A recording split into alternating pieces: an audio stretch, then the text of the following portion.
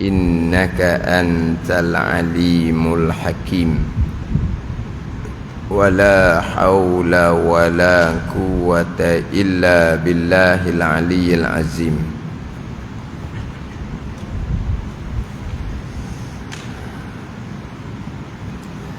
Kitab Fathul Mu'in, muka surat 71, petok yang kedua daripada atas. Petok yang kedua daripada atas.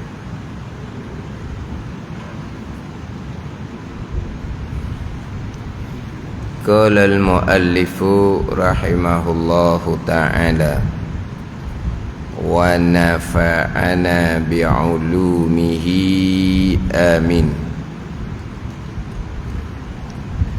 Fala tasihhu salatu ma'ahu walau nasiyan au jahilan biwujudihi au bikaunihi mubtilan. Liqaulihi ta'ala wa siyabaka fatahhir, wa li khabari syaikhaini. Kerana itu, kerana terdahulunya syarat sosma yang kedua, suci badan, suci pakaian, suci tempat daripada najis yang tiada dimaafkan. Solatnya orang yang tidak suci daripada najis adalah tidak sah. Adalah tidak sah sekalipun ia lupa atau tidak tahu adanya najis, atau lupa atau tidak tahu kalau najis itu membatalkan sembahyang. Solat orang yang tidak suci daripada najis adalah tidak sah. Dia apabila sembahyang berserta dengan najis maka tidak sah. Adapun kita sembahyang dalam keadaan suci daripada najis, tengah-tengah sembahyang contohnya tiba-tiba cicak gi berok atas tubuh kita, maknanya kita sembahyang dalam keadaan suci daripada najis. Kemudian datang najis di dalam sembahyang, maka sembahyang batal. Pada ni, kalau sembahyang berserta dengan najis daripada awal, sembahyangnya tidak sah. Adapun kalaulah dia sembahyang dalam keadaan suci daripada najis, sah sembahyang. Tiba-tiba kedatangan najis di dalam sembahyang, barulah dipanggil batal sembahyang. Dia berbeza antara tidak sah dengan batal. Ini istilah dia lah. Dia kalau daripada awal tidak melengkapkan syarat sah, maka tak sah daripada awal. Dia cukup syarat sah, maka sembahyangnya sah. Tiba-tiba kedatangan perkara yang membatalkan sembahyang, baru dipanggil batal. Ada ni, dia sembahyang dalam keadaan suci daripada najis, dalam sembahyang kena najis, batal. Dia sembahyang dalam keadaan suci daripada hadas kecil, dalam sembahyang kentut, batal. Berbeza dengan dia sembahyang berserta dengan najis, maka dipanggil tidak sah. Dia sembahyang dalam keadaan dia terlupa bahawa dia sudah berhadas kecil. Dia terlupa bahawa wuduk dia batal, dia pun sembahyang, maka sembahyang ini tidak sah, sebab dia sembahyang dalam keadaan tidak cukup syarat sah, maka tidak sah daripada awal. Kita panggil batal. Hak batal ni hak sah molek-molek sembahyang dalam keadaan cukup syarat sah, suci daripada najis, suci daripada hadas. Dalam sembahyang kena najis, batal sembahyang. Dalam sembahyang berhadas kecil, kentut, batal sembahyang. Itu beza dia lah. Pada ni antara tidak sah di sini sebut solat orang yang tidak sejenajis dah tidak sah kalau dia solat daripada awal lagi berserta dengan najis. Kalau najis tu datang di dalam solat, dipanggil solat yang sah asalnya menjadi batal. Sebab nak panggil batal ni dia kena sah dulu.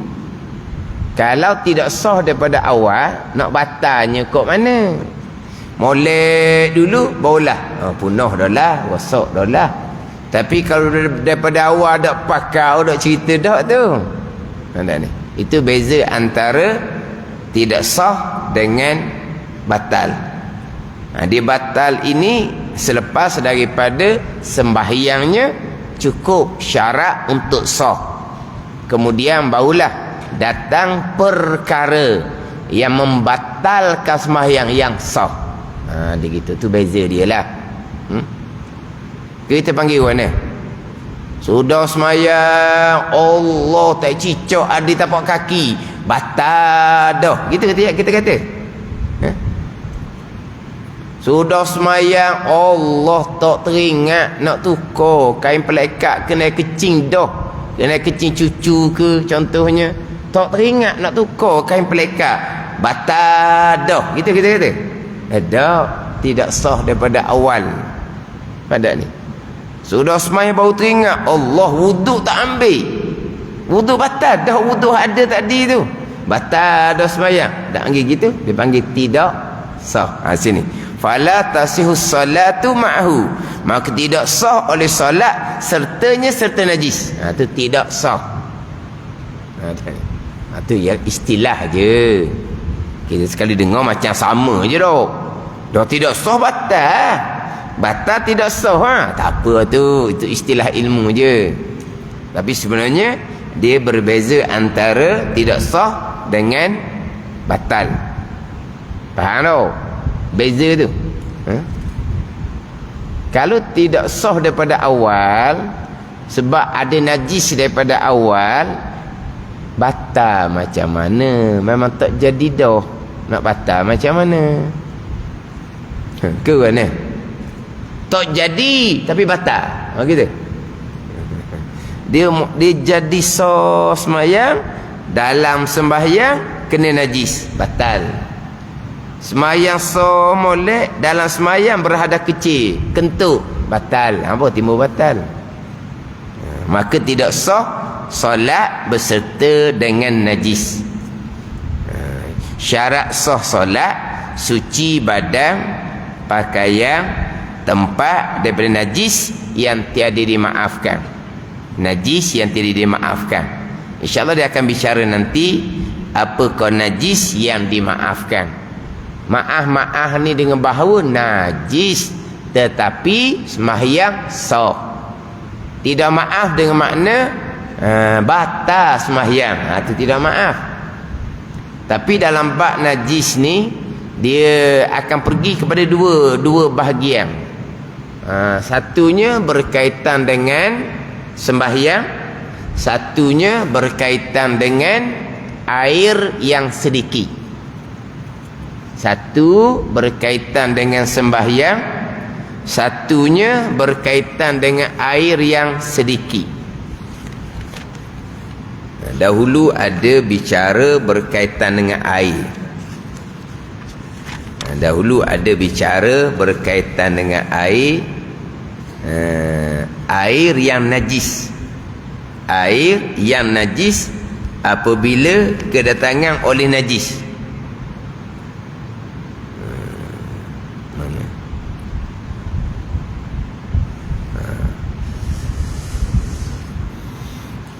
Cuba tu. Dia dah sekejap.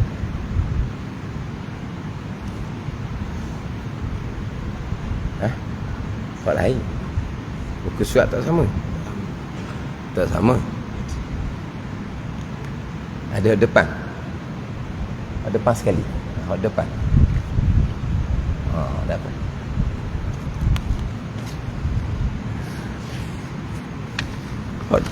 Dia di muka surat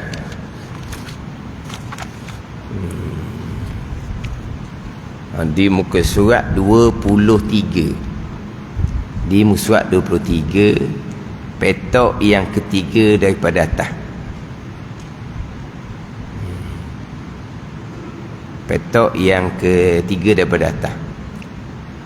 Ambil terjemahan je, ambil terjemahan. Wayan jusu qalilul ma'. Jumpa dah? Musa 23, petok yang tiga daripada atas. Wayan jusu qalilul ma'. Situ. Terjemah, kita ambil terjemahan. Terjemahan hak Rumi tu payah sikit nak faham tu. Dan najis oleh sedikit air. Najis oleh sedikit air. Air yang sedikit. Air yang sedikit ni air yang kurang daripada sukatan 2 koloh. Sukatan 2 koloh dalam dia kurang 230 liter. Bukan begitulah. Sebab di muskat 22 tu didatang dah. Air 2 koloh ni sukatan di banyak mana. Kalau bekas tu bekas yang bulat, nak kira ukuran macam mana. Bekas yang 4 persegi, nak kira ukurannya macam mana. Kalau bekas tu 3 persegi, macam contohnya kita buat koloh di penjuru bilik mandi. Kita buat koloh di penjuru bilik mandi, maka dia jadi 3 persegi. Dia ada bekas 4 persegi, dia ada bekas 3 persegi, dia ada bekas bulat. Itu dia ada sebut berkaitan dengan 2 koloh. Kalau dah silap lah, dalam 230 liter begitulah. Tu tengok semula lah liter tu. Liter tengok saudara cerita dah di musrat sebelah tu. Dan najis oleh sedikit air sedikit, air yang kurang 2 koloh. Haisulam yakun waridan, sekira-kira tidak adalah air tu datang ke atas najis. Ni satu huruf panjang dah. Air yang sedikit menjadi najis apabila bersentuh dengan najis, apabila bersama dengan najis, sekira-kira air tu tidak datang ke atas najis. Adapun kalau air yang sedikit datang ke atas tempat najis, air itu tidak akan dihukumkan najis. Sebab air itu waridan dipanggil, air yang datang. Contohnya di lantai itu air najis, tahi ayam kita buang dah dengan tisu ke, dengan surat khabar ke. Jadi di lantai itu masih lagi ada najis, sebab kita hanya buang air najis. Ada ni, tinggal laginya sifat. Ada bau di situ, ada warna di situ, itu sifat. Kita pun datang air. Kita pun datang air, memanglah air yang sedikit. Ke kita ambil air 1 koloh, kita pun siram atas tu. Kita ambil air yang sedikit, secetong ke secauk air yang sedikit, kita pun datang ke atas tempat najis, maka air yang sedikit sudah bersentuh dengan latar yang najis. Adakah air itu dukungkan najis? Tidak, sebab air itu datang. Ni kena faham molek ni. Sebab ada orang faham apabila air yang sedikit bersentuh dengan najis, air itu automatik dihukumkan najis. Tak betul, sangat tak betul. Air yang sedikit maurud, didatangi oleh najis ke atasnya, barulah air itu automatik dihukumkan najis, walaupun air itu tak berubah sekalipun. Berbeza dengan air yang sedikit datang ke atas tempat najis, air sudah bersama dengan benda najis, tidak akan dihukumkan air sedikit itu najis, walaupun sudah bersama najis, selagi air itu tidak berubah. Faham tak? Ni comel ni. Haisulam yakun waridan, air sedikit jadi najis bila bersentuh dengan najis, sekira-kira bukan air yang sedikit datang ke atas najis. Pada ni, ni contohnya mesin basuh. Mesin basuh memang air yang sedikit, sebab mesin basuh kecil. Di pakaian memang diyakini najis, tetapi air najis tidak ada. Air najis tidak ada.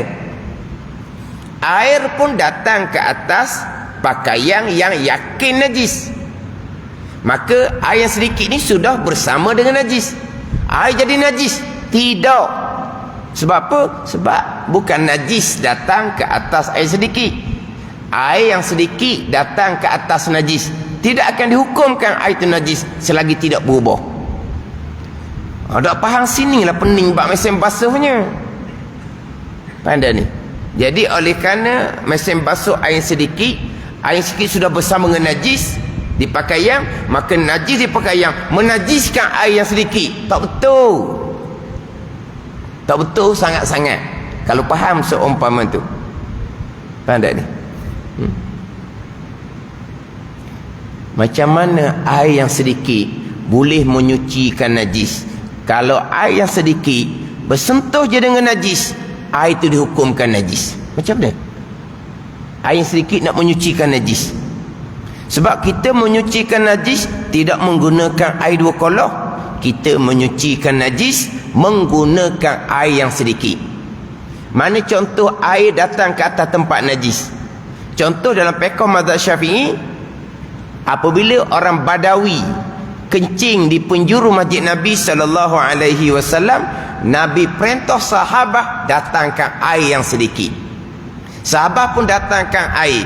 Nabi pun siram air atas tempat orang Badawi kencing. Bila Nabi siram sahaja, air yang sedikit bersentuh dengan air kencing? Bersentuh. Kalau air yang sedikit bersentuh dengan najis, air itu dihukumkan najis. Macam mana air najis nak menyucikan tempat air kencing? Ada ni. Sebab orang faham gitu. Bila air yang sedikit bersentuh dengan najis, air itu automatik najis. Jadi sekarang ni air kencing di penjuru masjid Nabi SAW, Nabi siram dengan air yang sedikit, tak sampai 2 kolok. Faham tak ni? Air yang sedikit bersentuh dengan air kencing, bersentuh dengan air kencing, bersama dengan air kencing, maka air itu automatik menjadi najis. Kalau air itu automatik menjadi najis, macam mana kau air najis nak menyucikan tempat orang Badawi kencing? Tidak akan dihukumkan najis. Sebab air itu datang ke atas tempat najis. Ada ni. Sama dengan kita basuh latar. Tak ada orang basuh latar ambil air sederam. Air sederam tu cukuplah 2 kolok. Sebab dia dibulat tu kan. Dia memang cukup 2 kolok. Adakah orang basuh latar ambil air sederam? Mesti air secetong. Jadi dia pun datangkan air ke atas tempat najis. Air sudah bersentuh dengan najis, tapi air datang, air tidak akan jadi najis. Pakaian dalam mesin basuh diyakini najis. Air datang daripada atas ke, datang daripada tepi ke, air datang, air itu tidak akan dihukumkan najis selagi air itu tidak berubah. Air sedikit, kita bicara air sedikit lah ni. Kalau air banyak 2 kolok, anjing berenang dalam air yang cukup 2 kolok, tak berubah-ubah apa, air tu kekal suci. Air 2 kolok ni, anjing masuk ke dalam tu, anjing berenang lama mana pun anjing berenang, kencing anjing dalam air yang banyak tu, tidak akan dihukumkan najis selagi air tu tak berubah dengan kencing tu. Sebab air tu 2 kolok, 2 kolok tak akan jadi najis walaupun najis yang datang ke atas air. Kita bicara air sedikit. Apabila air itu datang ke atas tempat najis, tidak akan dihukumkan najis. Pakaian dan mesin basuh yang diyakini najis, datang air ke atasnya, tidak akan dihukumkan najis. Pusing, berada di tempat yang sama, tak ada isu. Ni kadang-kadang susah ni. Dia kata air berada di tempat yang sama, tebuk dalam mesin basuh bola bawah, biar air itu keluar. Ada ni. Hanya kerana semata-mata apabila air bersentuh najis, oleh kerana air sedikit, automatik air hukum najis. Tak betul. Air yang sedikit didatangi oleh najis, barulah air tu automatik najis walaupun tidak berubah. Ada ni. Tetapi air yang sedikit Jikalau datang ke atas tempat najis, air yang sedikit tadi dihukumkan kuat, sebab air datang ke atas tempat najis. Air itu takkan hukum najis. Contoh tadilah, kita buang tahi ayam atas lantai, kita berdatang air yang sedikit, air itu sudah berada di tempat yang sama, di lantai yang masih lagi ada sifat tahi ayam. Air itu suci. Kita pun gonyoh dengan sifat najis tahi ayam di lantai itu, merubahkan air, maka air itu air najis. Ambil kain, lap molek air najis, jangan beri titik kain tu, pergi basuh kain di sinki. Tempat tu masih lagi hukum najis. Datang air kali yang kedua, sifat pun tak berapa nak ada dah. Datang air kali kedua, air tu kekal suci walaupun bersentuh dengan lantai yang masih lagi hukum najis. Gosok, hilang sifat najis di lantai, air tidak berubah, lantai hukum suci, air hukum mustakmal. Itu ya. Air hukum mustakmal. Air itu tak najis, dia panggil air mustakmal. Kalau tak lap air tu pun tak ada masalah, tapi rebah orang. Rebah lah latar licin tak lap. Lepas kita lap latar air mustakmal tu, adakah kita kena basuh kain tuala? Kain tu tak perlu basuh. Air mustakmal bukan air najis. Selesai kita basuh najis, selepas suci, barulah disunatkan meniga. Datang air kedua boleh pahala sunat, datang air kali tiga boleh pahala sunat. Pandai ni. Jadi hak najis ni, sekira-kira najis datang ke atas air sedikit, dengan berjumpa dengan najis kepadanya, najis yang dilihat dengan pandangan mata yang pertengahan. Kalaulah kita rasa macam mengercik, kita rasa masa kencing tu, kencing tiba-tiba angin tiup, terasalah seperti air kencing tu mengercik kepada betih kita, tapi halus sangat, tak nampak, tak hukum najis. Hak nampak dengan mata yang pertengahan ni baru dihukumkan najis. Tanda ni dia masuk tandas, nyamuk ketik je dia akan basuh tempat tu, sebab nyamuk najis pijak atas, duduk atas tubuh dia najis, dia pun basuh tubuh dia. Nasib baik nyamuk tak ramai. Kalau nyamuk ramai, kepada duduk basuh tubuh dalam tu Tanda ni. Dan memang ada orang apabila lalat hingga atas pakaian dia memang akan balik tukar pakaian. Sebab apa? Lalat duduk atas najis, lalat sudah hingga atas pakaian dia balik tukar pakaian dia. Kalau lalat ramai gok, macam tempat orang buat ikan kering buat budu tu gok, semayang dalam kelambu lah jawapan dia. Lalat hinggap je dia pergi tukar baju, lalat hinggap je dia tukar baju. Sebab apa? Sebab lalat duduk atas najis, di kaki najis, di kaki lalat pasti ada najis. Lalat hinggap atas najis, di kaki lalat pasti ada najis, maka dia pun hingga atas pakaian najis, tak nampak, halus sangat-sangat. Melainkan kita ambil ni kantar pembesar baru nampak, dan ni titik hitam tu, tak ukur najis. Pandai ni, tak ukur najis. Sebab apa? Halus, yang memang soh-soh. Lalat tadi duduk atas tahi ayam, soh-soh, di kaki lalat ada tahi ayam. Dah lalat duduk atas tahi ayam, maka sohlah di kaki lalat ada tahi ayam. Dia pun hingga atas pakaian kita. Memanglah di pakaian kita kena najis yang halus yang ada di kaki lalat. Pada ni najis tu nampak tak dengan mata yang pertengahan. Mata pertengahan tak nampak, kalau orang mata tajam nampak, tidak dihukumkan najis. Tu je. Halus tidak dihukumkan najis. Najis mana ni? Kita ambil sini, ghairi ma'fuin an fil ma' walau ma'fu anhu fis salah. Sini air sedikit jatuh najis ke dalamnya, bukan air yang datang ke atas najis. Najis jatuh ke dalamnya, air tu dihukumkan najis. Najis manakah yang menajiskan air? Najis yang tidak dimaafkan pada air. Najis yang tidak dimaafkan pada air, sekalipun dimaafkan pada sembahyang. Pada ni. Ni, jadi bicara bab najis yang tidak dimaafkan pada air yang sedikit, tetapi dimaafkan pada sembahyang. Pada ni. Contohnya darah, nanah, najis tetapi dimaafkan pada sembahyang. Kita duduk ni apa ni? Jerawat. Kita pecah jerawat. Apa benda yang keluar daripada jerawat tu? Dengan darah, dengan nanah. Kan busuk tu kan? Kita pun ni. Lepas tu kita pun buat lak gitu je. Hilang tak nampak darah. Lepas kita gosok. Maknanya di pipi kita ada darah dan nanah. Di jari kita ada darah dan nanah. Tiba-tiba kita masuk sembahyang tanpa kita basuh, sah sembahyang. Sebab darah nanah antara najis yang dimaafkan pada sembahyang. Tiba-tiba tangan kita yang ada najis tadi ni, orang ni dia nak basuh tangan untuk makan nasi. Dia jenis bukan hak sirang tu. Dia jenis hak keluar bekas, masuk tangan dalam. Ada masuk tangan dalam. Pada ni.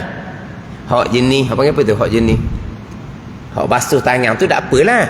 Hak jenis hak keluar bekas, lepas tu dia pun celup tangan. Air sedikit. Di tangan ada najis. Benda ni. Najis darah tadilah, nanah hak jerawat tu.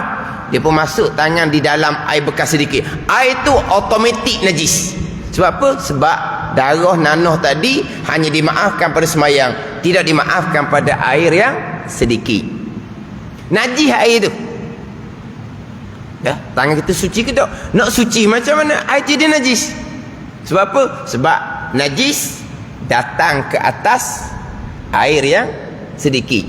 Pada ni najis di jari kita, iaitu darah nanah yang ada dalam jerawat kita tu. Najis ni datang ke atas air sedikit, automatik air tu dihukumkan najis. Macam mana air tu nak mencucikan tangan ni? Tadi saya mari daripada semayang betul, di tangan ada najis tu. Ni kadang-kadang orang tak sedar.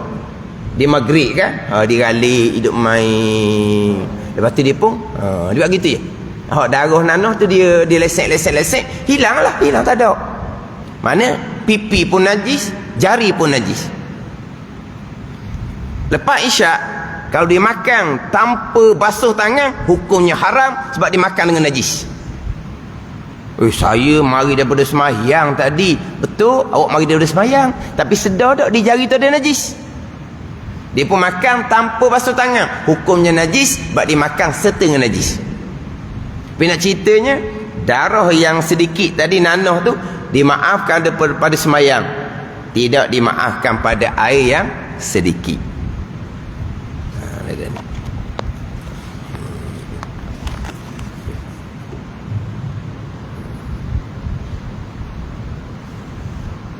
Berkaitan saya tekan tadi tu, air yang sedikit datang ke atas tempat najis. Air yang sedikit dia panggil air maurud, air yang didatangi oleh najis. Mana air dalam bekas bulat, betul lepas tangan tu lah. Di jari ada najis, dia pun masuk tangan ke dalam. Air tidak berubah, tapi najis datang ke atas air yang sedikit. Automatik air itu dihukumkan najis walaupun tidak berubah. Ini kadang-kadang basuh najis tak reti. Dia pakaian dia kena darah. Dia katok nyamuk, maka di pakaian dia tinggal darah. Darah ni dimaafkan pada sembahyang. Teruskan sembahyang okey je. Sebab darah najis yang dimaafkan pada sembahyang. Najis memang najis lah, tapi dimaafkan pada sembahyang. Dia pun nak basuh pada ni, nak basuh pada nama isyak walaupun najis tu dimaafkan. Kita nak menghadap Allah, bukan najis busuk di tubuh pun sunat mandi dulu. Kita nak menghadap Allah, tubuh kita berbau busuk, kita berpeluh-peluh, peluh tak najis tapi busuk, kita nak menghadap Allah, sunat mandi dulu. Ni sama telur pula, darah ni najis walaupun dimaafkan pada sembahyang tapi najis. Kita nak menghadap Allah, basuhlah dulu. Dia pun nak basuh. Kalau ada darah di pakaian dia, dia pun ambil lah air koloh secetong. Dia pun ambil air koloh secetong, dia pun buh tepi koloh. Tanda ni air yang sedikit. Air koloh ni banyak lah, hak dah cetong ni air yang sedikit. dia pun ambil pakaian dia kena darah tadi, dia pun masuk pakaian ke dalam, ke atas air yang sedikit, automatik air itu dihukumkan najis. Macam mana air najis nak menyucikan darah yang najis yang ada di pakaian? Ada ni. Kalau dia ambil pakaian, dicelup dalam koloh hok besar, tak ada isu lah. Pada ni. Dia ambil cetong, dia pun tepi koloh, mana air tu sedikit. Pada ni. Dia pun ambil kain dia hok kena darah tu, hok najis, dia pun ambil, dia pun masukkan ke dalam air yang sedikit dalam cetong. Maknanya najis datang ke atas air sedikit, automatik ada cetong tu najis. Kalau tak basuh, boleh semayang je darah tu. Tiba-tiba dia basuh tak kena kaifiah dia panggil. Nak basuh najis, syaratnya air yang sedikit datang ke atas tempat najis. Itu syarat untuk menyucikan najis. Bukan najis yang datang ke atas air yang sedikit. Itu timbul cerita tu. Ni cerita. Dia kata uniform comel. Uniform comel, dia tengok basuh kecing tak pandai. Kata macam mana basuh kecing tak pandai? Dia pakai uniform comel, dia kata pakai jubah no, dia kata. Dia kencing tu, lepas tu dia macam mana? Dia ambil air. Ni. 2 kolor. 2 kolor. Kalau tangan gergasi, air sedikit. Lepas tu dia pun masuk tangan dia ni dalam kain pelekat dia. Dia pun ambil paliaro dia tu, bubuh dalam tu. Kenal paliaro? Paliaro tu eja sendirilah. Tunggu saya sebut. Dia eja dengan paliaro. Pelam ya ro sudah tak katalah. Dia pun ambil paliaro dia pun masuk ke dalam air yang sedikit. Pada ni air tu najis lah, sebab najis datang ke atas air yang sedikit. Anda panggil apa ni? Tak pandai cara nak menyucikan najis. Ada ni lain. Kalau sudah kecing tu, cetong tak ada. Cetong tak ada ni, dia pun panjat tepi koloh tu, dia pun tikam paliaro dia dalam koloh tu. Tapi koloh rumah dia ni, jangan koloh masjid, kejong dia orang kan. Koloh rumah dia ni, jangan koloh masjid, tahu dia orang selang dia orang kan. Maknanya sekarang ni koloh rumah dia besar, dia kencing tak ada cetong. Macam mana tu? Dia pun khabar atas tepi koloh, dia pun tikam paliaro dia ke dalam air yang banyak. Tak apa, sebab air banyak. Ni tak ni, dia ambil air yang sedikit, dia pun ambil paliaro dia, tikam dalam tu. Mana apa ni? Air yang sedikit, najis datang ke atas air yang sedikit. Ada ni.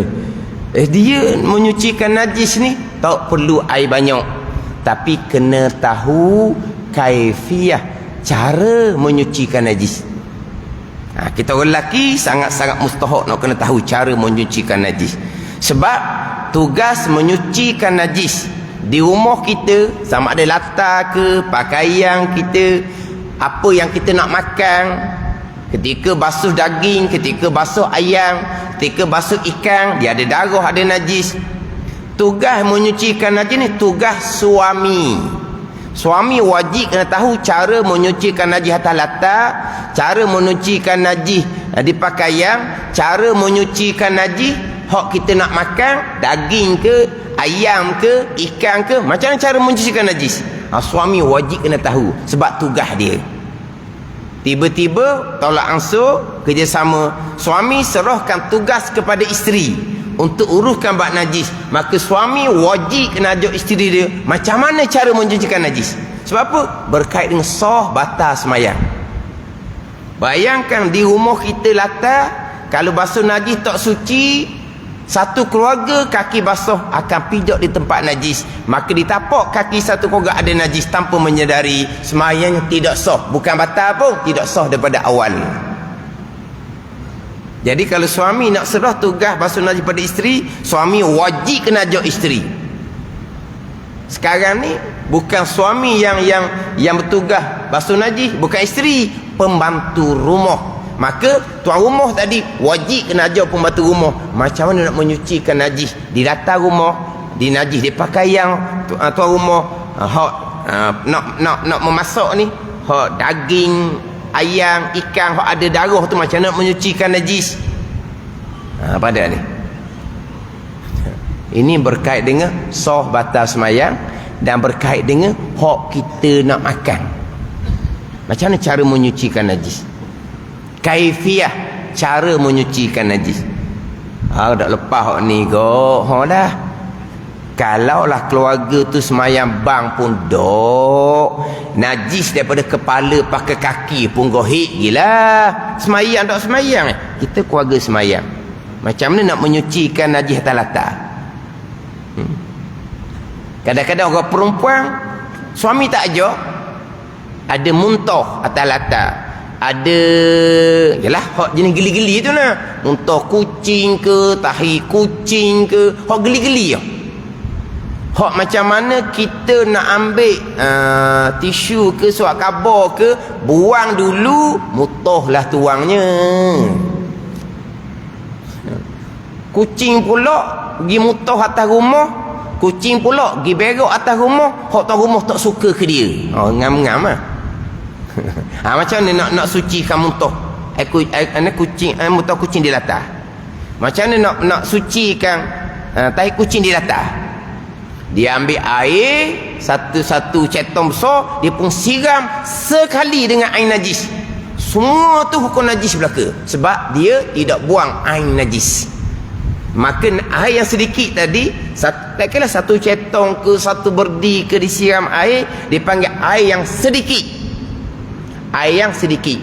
Walaupun air tu datang ke atas tempat najis, tetapi najis ada ain, ada zat. Maka air satu berdi tadi sudah bertambah timbangan kerana campur dengan zat najis. Maka air satu berdi di latar tu hukum najis sekaliannya. Kalau dia pun ambil mok, dia pun mok air najis. Akhirnya kaki pijak air najis, satu rumah jadi najis. Ada ni. Ni bukan latar rumah zaman itu. Latar rumah zaman dulu tak apa. Latar papang, lubang banyak. Muntah kucing, tahi kucing ke, tak sentuh pun tak apa. Ambil air secerek, sirang atas muntah kucing. Air tu najis, tapi air tu segera masuk bawah rumah. Tak ada masalah. Tapi latar sekarang ni, kalau latar papang sekalipun, dia apa? Dia kesek-kesek pun ke? Tak ada tempat air, tak ada lubang. Tambahan pula latar seming pula sekarang ni. Satu rumah jamu dengan najis. Sebab apa? Dia tak buang air najis, muntah kucing ke tahi kucing kerana geli. Kalau ambil tisu besok kabur, buang muntah kucing, buang tahi kucing, tuang hot tu akan jadi muntahnya geli. Dia pun pakai sirang gitu je, habis satu rumah. Macam mana? Ni bicara bab sah batal sembahyang. Kita orang lelaki lah, kita ingat ke orang puang. Ada orang lelaki nak basuh, tak agak dia tak beri suami dia basuh, isteri tu kan basuh. Isteri pandai tak cara basuh, suami ajar ke tak? Kadang-kadang orang puan ni tak kenal pun barang najis. Bila budak muntah jeluak, budak muntah najis berterabur atas latar, dia pun ambil kain, dia lap. Dia kata najis buat apa? Air susu yang keluar tak basi-basi pun lagi, najis muntah tu. Tak kenal najis, dia hanya lap saja tanpa membasuh. Mana barang najis pun tak kenal barang najis, cara menyucikan najis pula tak pandai. Semayang bang rajin. Mana? Kita orang lelaki lah. Orang perempuan hanya tolong kita. Bak najis di rumah tu dia tolong basuh, tak apalah. Tapi kita kena ajarlah mereka macam mana cara menyucikan najis. Tak perlu air yang banyak, tak perlu air satu berdi, tak perlu. Tapi macam mana cara menyucikan najis, kaifiah dia. Yang pertama, wajib kena buang dia punya jirim. Itu yang pertama. Dia akan cerita dalam kitab kita nanti, kaifiah menyucikan najis. Jadi ada najis yang dimaafkan pada air, tidak dimaafkan pada sembahyang. Ada najis yang dimaafkan pada sembahyang, tidak dimaafkan pada air. Dalam syarah pada Fathul ini kitab yang dia ada cerita di dalam tu, najis yang tidak dimaafkan pada sembahyang dan juga air yang sedikit, tahi, air kencing. Tu tak maaf langsung. Tai cicak, kena baju kita dalam semayang, batal. Tai cicak, jatuh ke dalam air satu berdi, air tu hukum najis. Ada ni. Ini timbul orang buat kolah di penjuru bilik mandi jadi 3 persegi, dibuat siap-siap, dibuat mozaik siap-siap, barulah dia ukur sukatan 2 kolah. Tak cukup sikit je lagi. Makna kalau dia buat kolah di penjuru bilik mandi tu, kalau dia tambah 1 je bata. Bata dah. Bata lah bubur tepi kolah. Dia buat 1 je bata. Kolah tu akan cukup sukatan 2 kolah. Tapi dia buat siap dulu pasal mozaik, barulah berapa liter kau 2 kolah ni baru dihukum. Sikit tak cukup 2 kolah. Air tak sampai 2 kolah. Boleh berwuduk tak ada masalah. Boleh mandi wajib tak ada masalah. Sebab syarat berwuduk air mutlak. Syarat mandi wajib air mutlak, bukan air 2 kolah.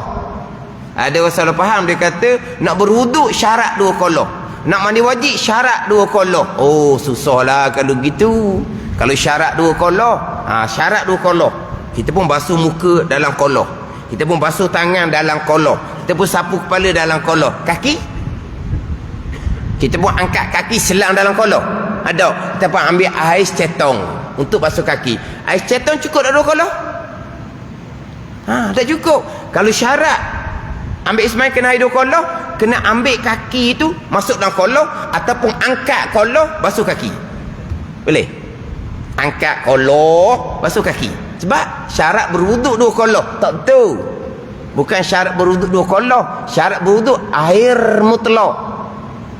Bukan 2 kolah.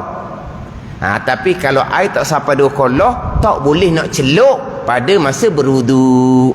Kalau air tu tak sampai 2 kolah, kita kata penjuru bilik mandi tadi ni, jatuh tak cicak suti dalam tu, najis lah air tu, tak lewat apa dah. Kena buang sumbu bawah lah, air biar keluar habis. Sebab air tak sampai 2 kolah. Kalau kolah tu besar, tapi pada masa tu air surut tinggal separuh, tak sampai 2 kolah, jatuh tak cicak, penuhkan air. Air jadi 2 kolah, air mutlak kembali. Lepas tu buang tak cicak bawah tu. Tapi kalau dah memang tak sampai 2 kolah, nak macam mana? Air tu boleh tak kita guna nak siram bunga? Nak siram bunga boleh. Tapi macam mana kita nak bawa air kolah hot najis ke hadapan rumah tanpa mengerci? Sebab air tu najis. Pada ni air kolah tu najis sebab ada tak cicak. Kolah tu sukatan kolah dia tak apa 2 kolah. Air tu najis. Boleh guna air tu untuk siram pokok bunga. Nak basuh kereta, janganlah kereta jadi najis, nanti kita pegang pula dinding dia. Tapi macam mana kita nak ambil air najis dalam kolah tu tanpa bertitik atas latar? Kena cuma. Kalau tidak kau kena buang lah bawah tu, air pun keluar. Sebab apa? Sebab tahi tidak akan dimaafkan pada semayang, tidak akan dimaafkan pada air yang sedikit. Lepas tu ada najis yang dimaafkan pada semayang, tidak pada air sedikit. Dimaafkan pada air sedikit, tidak dimaafkan pada sembahyang. Ada yang dimaafkan pada sembahyang dan air yang sedikit. Dia ada 4 bahagian najis. Nanti insyaAllah dia akan bicara. Jadi solat dan kan tidak najis ada tidak sah sekalipun ia lupa ataupun tidak tahu adanya. Memanglah di kain pelekat dia tu kena air kencing anak cucu dah, lupa, tak sah semayang. Ataupun dia tak tahu, sudah semayang, opang dia royak, tanya, semayang tadi ambil kain pelekat mana? Kain pelekat tu, waktu najis itu. Pada ni maka tak sah semayang. Dia tahu najis kain pelekat, tapi dia lupa nak tukar kain pelekat baru dia semayang, tak sah. Dia tak tahu bahawa kain pelekat tu najis, sudah semai baru isteri dia beritahu, kain tu tak boleh pakai tu najis gitu. Maka tak sah. Walaupun dia tak tahu, ni dia lupa, ni ada najis, atau tidak tahu ada najis, atau lupa atau tak tahu kalau najis itu membatalkan semayang. Dia tak tahu kena-kena bangkai itu membatalkan semayang. Contohnya dia sudah semayang, dia pun tengoklah, ada bangkai nyamuk, masa dia pukul semayang duduk dalam poket baju dia, duduk lepas atas semayang. Dia okeylah, bangkai halus je kan, dia pun buang. Dia pun tahu kemudian bangkai nyamuk najis, bangkai nyamuk najis yang tidak dimaafkan pada sembahyang. Sembahyang kamu tidak sah. Kita terima lah. Masih tidak tahu lagi. Dia ingat ke alah bangkai nyamuk je kan, halus je. Betul. Tapi bangkai bangkai najis, bangkai najis yang tidak dimaafkan pada sembahyang. Dia jahil, dia tahu kemudian dia kena sembahyang semula. Adapun kalau sudah sembahyang, dia pun melangkah daripada sejadah, dia pun duduk atas kursi. Sebab ia lengah duduk atas latar nak berwirid. Dia kena duduk atas kursi, barulah selesa berwirid. Lepas berwirid nak baca Quran pula. Dia pun melangkah dari sejadah, duduk atas kursi. Lepas duduk atas kursi, dia pun angkat kaki, tengok di kaki ada tahi cicak. Maka tahi cicak ni kemungkinan ada dah masa dia sembahyang, dan kemungkinan tahi cicak tu kena pada masa dia melangkah daripada sejadah selepas sudah sembahyang kepada kursi tu. Ada kemungkinan. Ada kemungkinan tahi cicak tu ada dalam sembahyang dia, dan ada kemungkinan masa sembahyang tahi cicak tak ada, tapi dia melangkah, dia pun duduk atas kursi. Ada kemungkinan tahi cicak tu kena masa dia melangkah daripada sejadah lepas sudah sembahyang kepada kursi dia nak berwirid contohnya. Ada dua kemungkinan. Kemungkinan najis tu dalam sembahyang, kemudian najis tu lepas sembahyang. Hanya disunatkan ulang balik sembahyang. Itu tak wajib. Tak ada ni. Tapi kalau sudah sembahyang, angkat kaki, tahi cicak ada kaki, sah-sah lah.